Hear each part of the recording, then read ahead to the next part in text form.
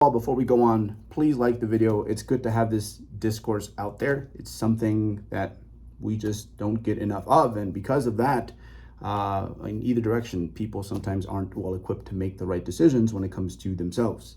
For those of you who are new, my name is Alberto Nuñez. I'm a 39-year-old drug-free, lifetime drug-free natural bodybuilder. I've been lifting since I was 16 years old. I've been competing since 2007. And I've by far exceeded what I thought I could accomplish naturally. So this is my physique. That's what I got. And guess what? It's still on the up and up, which I'm blown away by this. The fact that I can still make substantial progress even at 39 years of age. Again, I don't have the best answer for you, but what I do have to offer is some just good general discourse. Remember the title of this entry: why I think you should stay natural. At the end, nobody but you knows what is best for you. Also, with the caveat that I hold the right to change my mind about some of these thoughts, maybe all of these thoughts. Who knows? 5 years from now, I might think differently. But as of right now, this is why I think you should stay natural. So the first one is just the fact that, hey, about every 5 years or so, we kind of shed our human skin. So every 5 years or so, I think that is when most people can go back and they're like, damn, I'm a totally different person. So think back 5 years ago, what were your priorities? What would you consider the most important things? Probably pretty different relative to what you're into today. And if you go 5 years back, from 5 years back, vastly different, especially if you are younger. And quite often, what we pursue and what we think we want is highly influenced by others. And this changes as you get older. But I'll tell you what doesn't change, and what for most people should and usually organically does, is the importance of health. I think now more than ever, when I look at the many moving parts that contribute to my bodybuilding, health keeps moving up a slot, and I do more and more things that are part of my bodybuilding routine inside and outside of the gym that take my health into consideration. This is one of those things that just across the board, pretty universal with most people. As you get older, health does climb up the ranks, and almost just as universal is it like, hey, we start to think for ourselves a little bit more and we pursue the things that we truly want. And it's not necessarily, it doesn't come from a perspective of like, if I do these things, will you like me more? Yes, you can be a bit more responsible. There's varying degrees of how responsible people are when it comes to super supplementation. But one of the prerequisites of being responsible is the constant blood work, which means that in a way, when you devote yourself to bodybuilding in this manner, that it's probably at best a game of like whack-a-mole, where you are reactive and you're always a step behind in a way, especially when we are chasing outcomes, when we are chasing a certain level of physique development. Intake tends to be a little bit less linear than what you would see with people who are perhaps truly on hormone replacement therapy. Usually the intake is going to be a little bit more dynamic, and you're going to sit back and try to figure out what it is that this does, and hopefully you catch things early. Sometimes the truth is, in order to accomplish this next set of goals, this is just what you're going to have to do, even if it is for a short period of time, and that does accumulate. So in regards to health matters, doing it without the use of super supplementation is in general going to be a lot healthier than taking that route. And again, you might not even be into bodybuilding 5 years from now, but I guarantee you, I can almost guarantee you that it's going to probably not be the case when it comes to how invested you are in your health. Second one is going to be that mastery matters to us. It matters a lot, especially if you're really, really, really into this thing. Let me take you back to maybe you don't remember the first time, but when it started to become a little bit more prevalent, that people would ask you questions on the gym floor, right? We slowly take off our music and soothe a little ego, and we spit out these knowledge bombs that leave the other party shooketh. Like, that feels amazing. It feels amazing because obviously there's something there in physical proof that you know what you're doing, but I think what hits even harder is the fact that that the information you're about to dispense, as far as is good information. That feels good, and there is no better N of one to learn from when it comes to mastery than an advanced drug-free bodybuilder, because in order to move the needle, what you're doing really, really has to work. And this is something that can be exercise-based, training system-based, even supplement-based. Like, give a guy who's never used creatine in his whole training career, and he's been in the game for 10 years, creatine for the first time ever, and boom, whoa, like, confirmed, right? What we all know, right? We all know this, that creatine works. 2-3 pounds of lean body mass just like that. And because they're advanced, lifts tend to be quite linear for longer periods of time.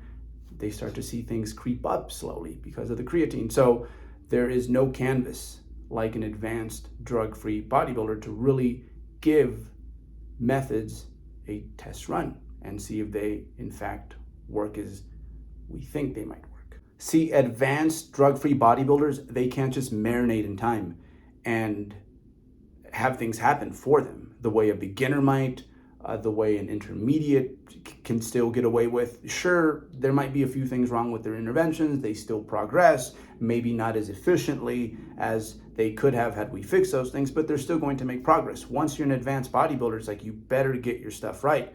I know that for me personally, there have been, I'd say, almost no better teaching tools than advanced bodybuilders that I get to work with. So the Bugattis of the natural bodybuilding world, because I know if I try this and it didn't work, well, shoot, that's dropping a hint. Or if I try this and we did progress in the right direction, okay, now we are on to something. And that's why I think a guy like Cliff Wilson, who's had a chance to work with more Bugattis than I have during his career, is so damn valuable. If you have a chance to sit Cliff Wilson down and just ask him questions, there's just so much to learn from.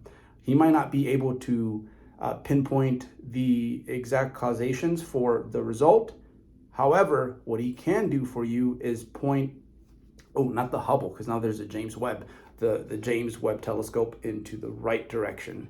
And I think guys like him are a magnificent aid for the scientific community.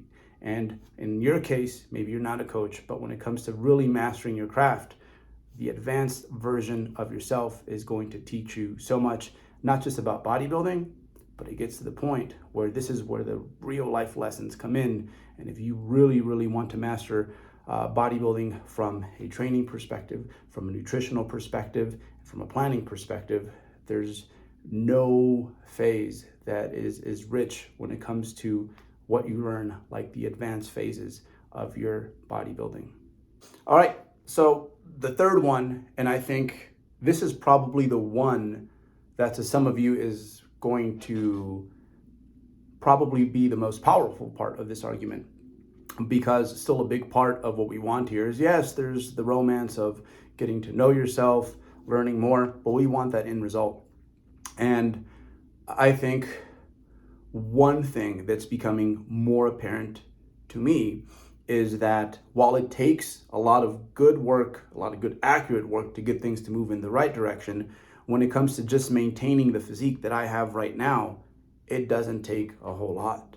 So it's almost like I've built up this muscularity wealth, where in fact, I'd say that I could probably train 2 times a week, 30 to 45 minutes each session, and I probably would be able to keep about 90% of what I have. So for those of you guys that, hey, you're not interested in maybe getting to that advanced phase and dedicating all this time to maybe being 0.5% better every year, well, guess what? You can just chill there, move on, take on new challenges, try on new things, and so long as you train 2 to 3 times a week, 30 to 45 minutes outside of the gym, you live a reasonable life in regards to recovery and nourishment, right? Both when it comes to things like rest, when it comes to what you eat, all that stuff that by this point, by the time you get to the advanced phases, they're already kind of a default setting for you. You could probably maintain yourself 90% of that physique from here until your late 40s for sure.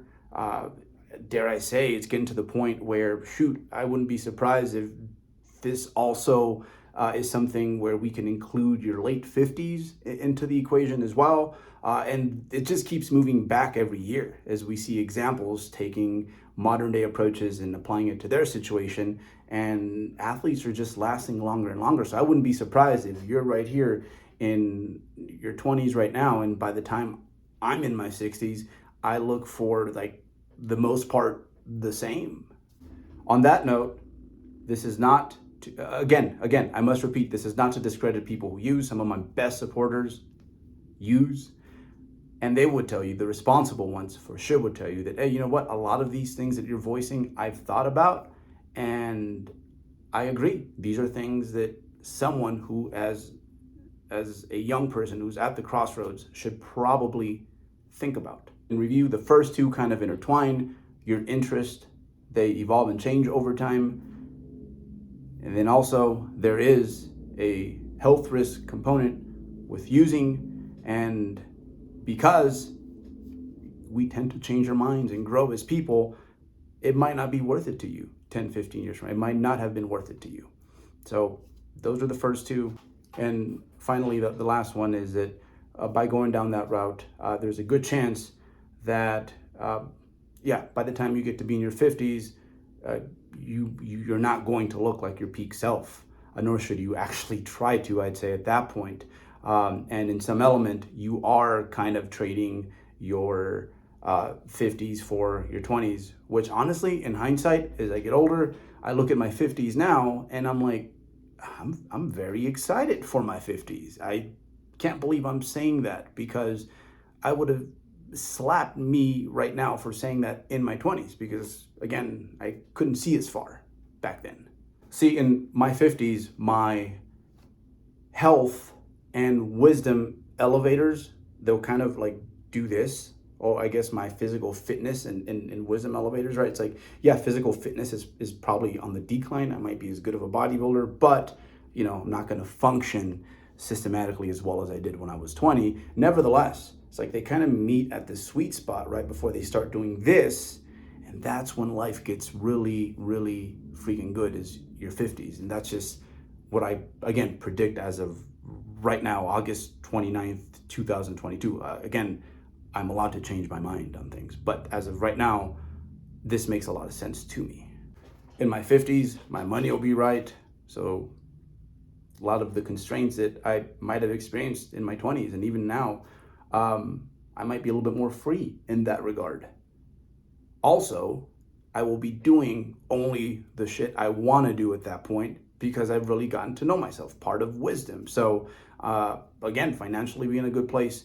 And then when it comes to just knowing myself and nourishing myself the way I should, not just, again, when it comes to food, that's not what I'm talking about here, but just holistically when it comes to my whole life, my 50s are going to be fucking banging. And third, I'll probably be, at the very least, I suspect, probably just a little bit more jacked than I am right now. And should I choose to, be able to look that way with very little maintenance. Not a bad deal. So again, I don't know what's best for you. I've thought about this, and I think this is more than ever what's keeping me in the pocket and keeping me drug-free for the time being.